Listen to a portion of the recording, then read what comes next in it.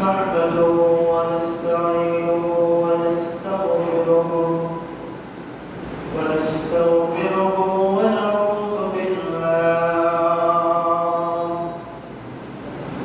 ونعوذ بالله من شرور أنفسنا ومن سيئات أعمالنا من يهده الله فلا مضل له ومن يضلله فلا هادي له ونشهد أن لا إله إلا الله وحده لا شريك له وداعيا إلى الله بإذنه وسراجا منيرا فقد قال الله تعالى في كلامه المجيد والفرقان الحميد أعوذ بالله من الشيطان الرجيم بسم الله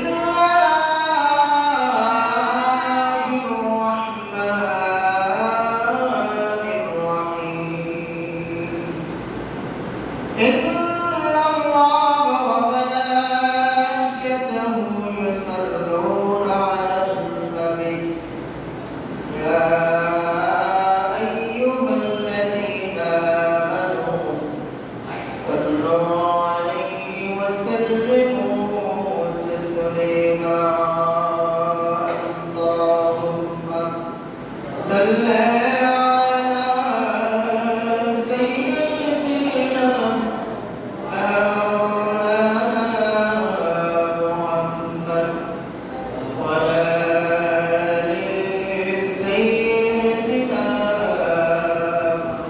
مولانا محمد اللهم صل على سيدنا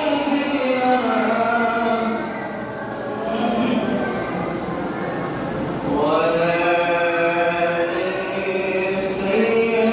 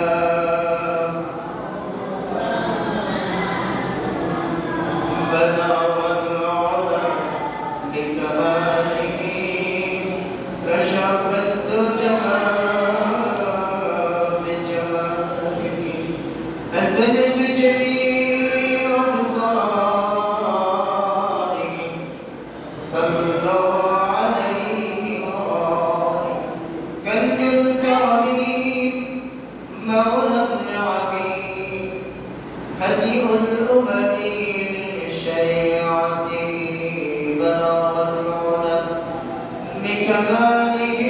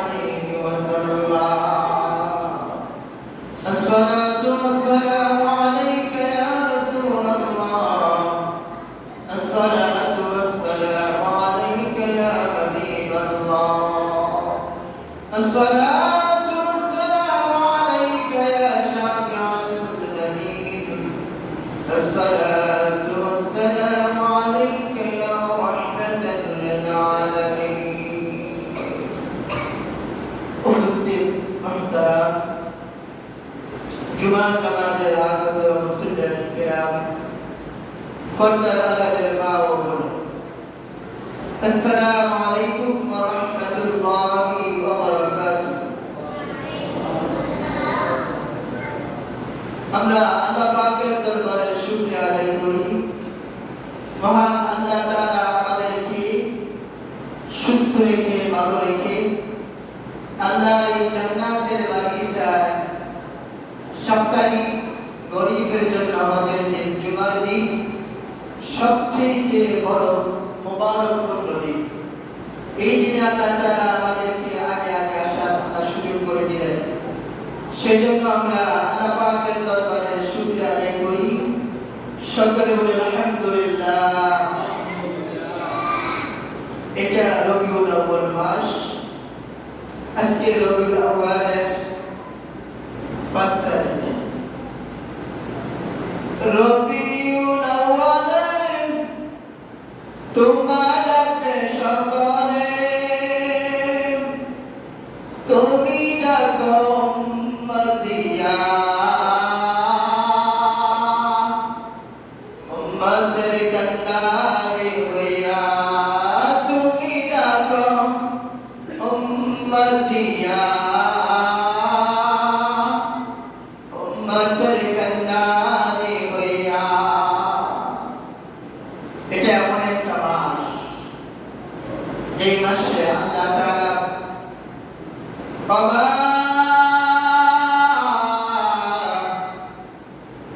আরসালনাকা ইল্লা রাহমাতাল লিল আলামিন। সুবহানাল্লাহ। আল্লাহ পাক অনেক নবী পাঠাইছেন দুনিয়াতে। অনেক নবীর ব্যাপারে এই আয়াতটা, এই শব্দটা ব্যবহার করেন যে আমি তোমাদেরকে রহমত হিসেবে দুনিয়াতে পাঠাইছি। আল্লাহ হচ্ছে রহমান আর নবী হচ্ছে রহমত। সুবহানাল্লাহ। এজন্য আমরা রবিউল আউয়াল মাসে উপস্থিত হতে পেরেছি। এই মাসে নবীজি দুনিয়াতে আগমন করেছেন, এই মাসে আগমন করেছেন, এই মাসে আবার ওফাত হয়েছে, বিদায় হয়েছে দুনিয়া থেকে। আগামী শুক্রবার ঈদ মিলাদুন নবী, 12 রবিউল আউয়াল। নবীজির দরবারে দাহিয়া কালবি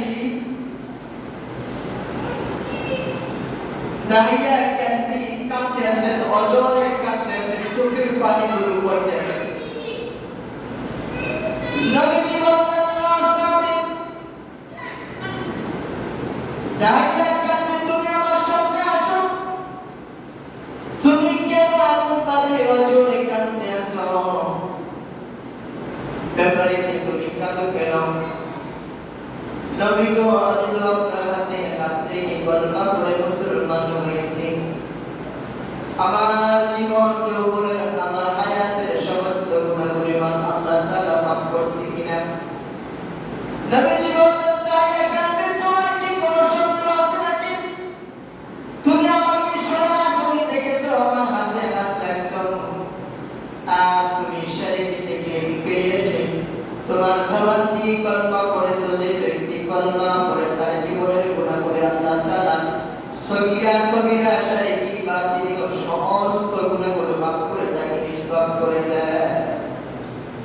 দাহিয়া কালবে কাঁদে। নবীজি বললেন, এত বড় সুসংবাদ শোনার পরেও তুমি কেন কাঁদো? দাহিয়া কালবে, দাহিয়া কালবে বলেন, নবী গো, আমার একটা সন্তান হয়েছে, কন্যা সন্তান। আমি যখন সফরে চলে যাই ব্যবসার উদ্দেশ্যে, তখন আমার স্ত্রী গর্ভবতী। সন্তান সম্ভাবনা 10-15 দিন বাকি আছে, এমন সময় আমি সফরে গিয়েছি, ব্যবসার উদ্দেশ্যে বাইরের দেশে গিয়েছি। দীর্ঘদিন আমি কয়েক বছর বাইরে ছিলাম।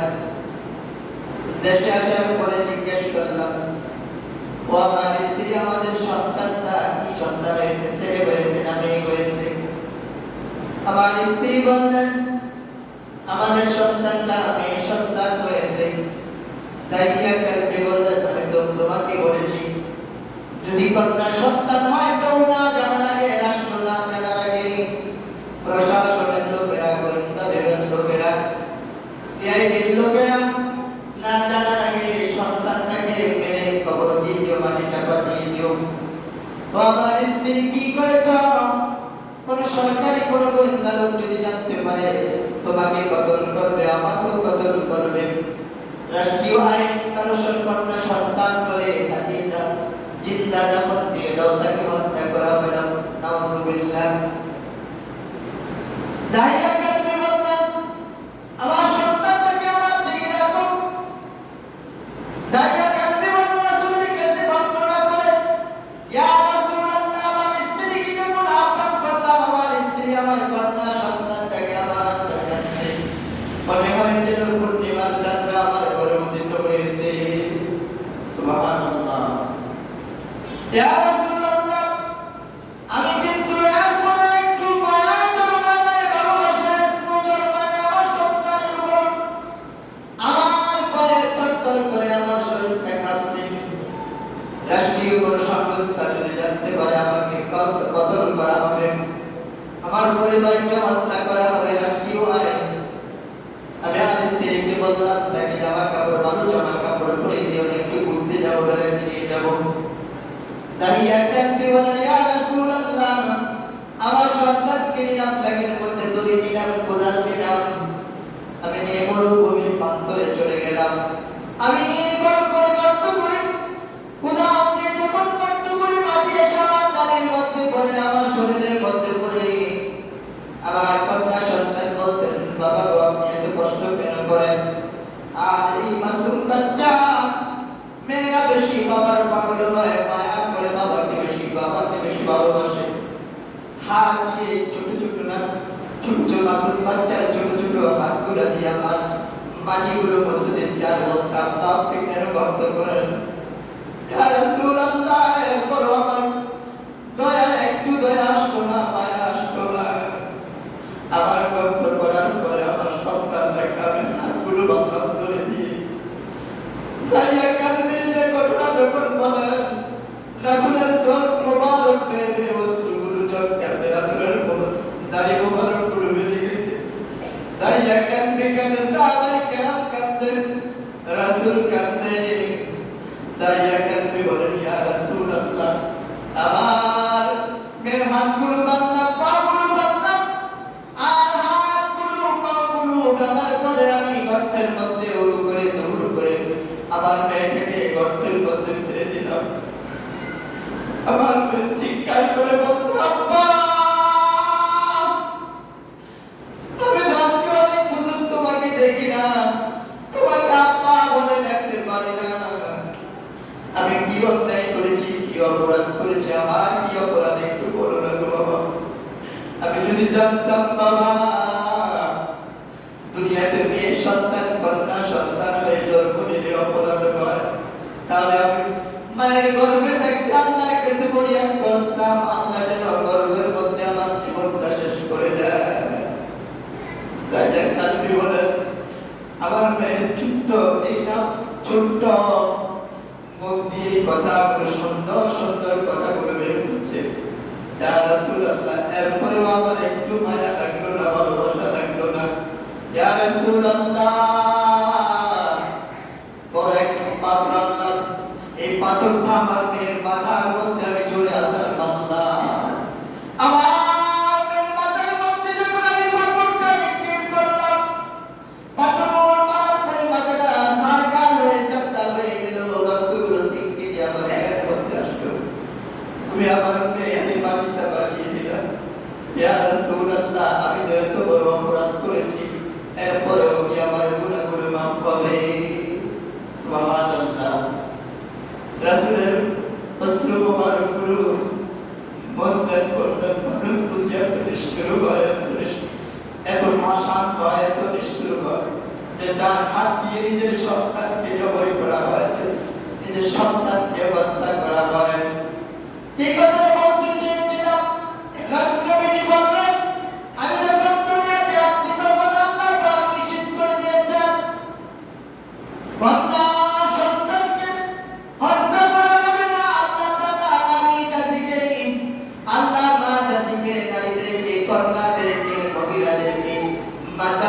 স্থান দিয়েছেন, আর সন্তানের জন্য ফাইলিসে মায়ের জান্নাতের ব্যবস্থা করে দিয়েছেন। সুবহানাল্লাহ। তাহিয়া কাল্লি, আল্লাহ তোমার গুনাহগুলো মাফ করে দিয়েছেন। আমি যখন আসলাম, আমি আসার সাথে সাথে আল্লাহ পাক কি করে দিলেন? এই কথা, এই নিয়ম নীতি কি করে দিলেন? ব্লক করে দিলেন, বন্ধ করে দিলেন। ঈসা আলাইহিস সালাতু ওয়াস সালামকে আল্লাহ পাক আসমানে উঠে নিয়ে গেলেন। আসমানে উঠে নেওয়ার পরে 600 বছর পর্যন্ত কোন পয়গম্বর নবী রাসূল আল্লাহ পাক দুনিয়াতে দেন আমার নবী আসার আগ পর্যন্ত। এজন্য আল্লাহ তাআলা বলেন, বিসমিল্লাহির রহমানির রহিম, ওয়াল্লাযী আরসালা রাসূলাহু বিল হুদা ওয়া দীনিল হক লিইয়ুযহিরাহু আলাদ দীনি কুল্লিহি ওয়া কাফা বিল্লাহি শাহীদা। ওয়াল্লাযী, আমি মানুষের জন্য, মানুষকে পথ দেখাবার জন্য, কল্যাণের জন্য, মুক্তির জন্য, শান্তির জন্য, আমি মানুষকে বাঁচাবার জন্য পয়গম্বর দুনিয়াতে পাঠাই, আমার রাসূলকে দুনিয়াতে পাঠিয়েছি। সুবহানাল্লাহ। ওয়াল্লাযী আরসালা রাসূলাহু, যেই জন্য মায়ের সামনে, বাবার সামনে সন্তানের ইজ্জত নষ্ট করা হতো, যেই সময়টার মধ্যে ভাই তার বোনের ইজ্জত নষ্ট করা হতো, লজ্জা নষ্ট, ইজ্জত নষ্ট করে ফেলতেন। এই ঘটনা মায়ের ইজ্জত নষ্ট করেছেন, এটা কাগজের মধ্যে লিখে ওই যুগের যিনি শ্রেষ্ঠ কবি ছিলেন, ওই কবি কি করতেন? যারা এই খারাপ কাজগুলো লিখতেন, এই কাগজের মধ্যে লিখে খানায় কাবার গিলাফের মধ্যে লাগাইয়ে রাখতেন। নিজে বড় বড় করত যে আমি এতটা দর্শন করছি। আস্তাগফিরুল্লাহ, নাউজুবিল্লাহ। কে কত গেলেন, কে কত গেলেন, গেলেন মদ খেতে পারতেন, লেখে রাখতো যে আমি আজকে এত গেলেন, এত লিটার মদ পান করছি, লেখে সামরার মধ্যে লেখে খানায় কাবার গিলাফে টাঙিয়ে রাখতেন। ঠিক কতটা মানুষ হত্যা করতেন যে আমি এতটা মানুষ হত্যা করেছি। সামান্য সামান্য ব্যাপার নিয়ে যুদ্ধ লেগে যেতেন। এই যুদ্ধ হাজার হাজার বছর চলত। কার উটকে, কার ঘোড়াকে নিয়ে আগে পানি খাওয়াবে, এই নিয়ে জয়গা লেগে যুদ্ধ লেগে যেতেন। এই মক্কার এই মানুষগুলো এত বর্বরতা ছিলেন, এত অসভ্য ছিলেন, এত নিকৃষ্ট ছিলেন। এই নিকৃষ্ট যুগটাকে বলা হয় আইয়ামে জাহিলিয়াত, অর্থাৎ বর্বরতার যুগ, অসভ্যতার যুগ, যার মধ্যে হায়া ছিল না, মায়া ছিল না, সভ্যতা ছিল না, শিষ্টাচার ছিল না, মানুষের মধ্যে কোনো কিছু রহমত, মায়া, দয়া, ভালোবাসা ছিল না। এই মানুষগুলো দিনে দুপুরে মানুষকে হত্যা করে ফেলতে, দিনে দুপুরে মা বোনের ইজ্জতকে নষ্ট করে ফেলতে। এই যুগটাকে অন্ধকার যুগ বলা হয়। প্রশ্ন আসতে পারে, ওই যুগে কি সূর্য উঠে নাই? সূর্য উঠছে, কিন্তু মানুষগুলো পয়গম্বর নবী রাসূল না আসার কারণে তাদের কাছে কলমার দাওয়াত, সভ্যতার দাওয়াত, শিষ্টাচারের দাওয়াত, নম্রতার দাওয়াত, ভদ্রতার দাওয়াত, আল্লাহর কথা তাদের কাছে না বোঝার কারণে মানুষগুলো হয়ে গেছেন অসভ্য, বড় বড় জানোয়ার হয়ে গেছেন, পশু পাখির মতো। উলাইকা কাল আনআম বাল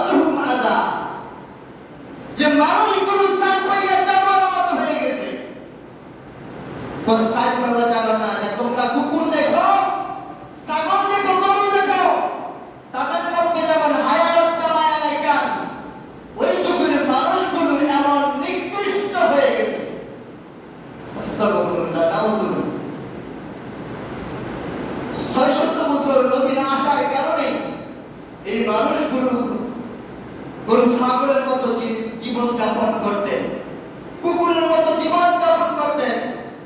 মানুষের মধ্যে হায়া মায়া লজ্জা শরম ছিল না।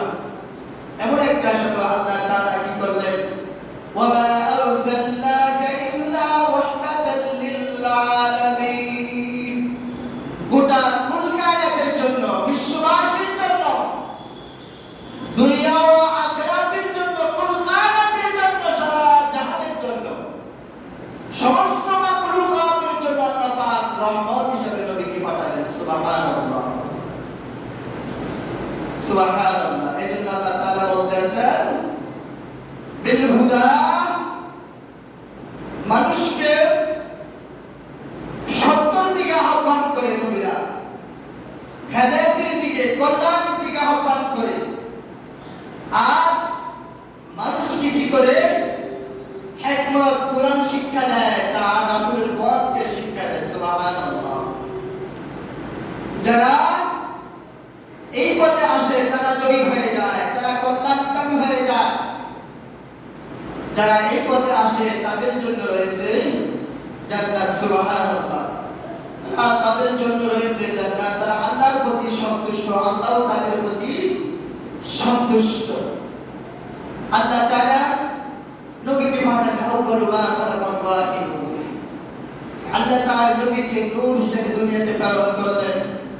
কদ জাআকুম মিনাল্লাহি নূর, আমি আমার বন্ধুকে নূর, যেই জগৎ, যেই দুনিয়াটাকে, যেই সময়টাকে, যেই যুগটাকে আইয়ামে জাহিলিয়াতে বলা হয়, আর এই যুগটার মধ্যে আল্লাহ তাআলা নূর পয়দা করে দুনিয়াতে পাঠালেন। সুবহানাল্লাহ, সুবহানাল্লাহ, সুবহানাল্লাহ।